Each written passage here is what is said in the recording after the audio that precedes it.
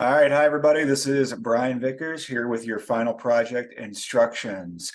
So for this project, you've got three tasks to do. You're going to be inserting a VLOOKUP table, a pivot table, and then you're going to be recreating a chart using your data visualization skills. So you've got a file with two sheets on it. One has a VLOOKUP and pivot table title. The other one has a chart title.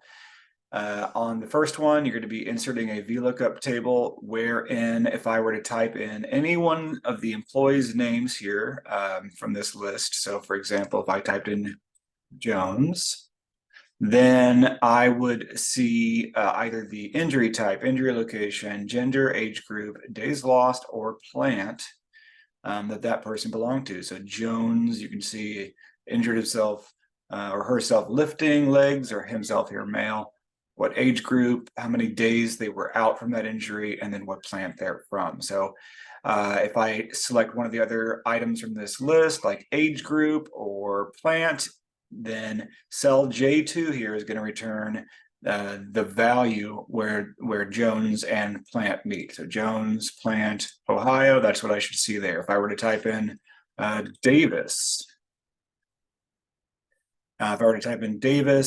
then same thing would happen. Plant is California, and the injury location was on Davis's feet.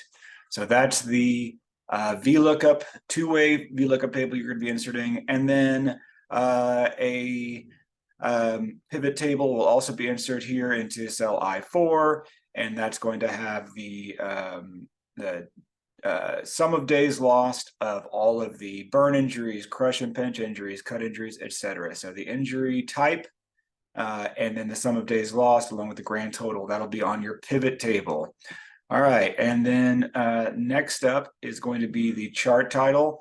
So each one of these two tabs is half the grade. VLOOKUP and pivot table is half the grade. Chart is half the grade. And the reason chart is half the grade is because you are given this chart image right here. And I've put an image, a screenshot of this into the instructions Word document. You are to recreate this chart as best you can.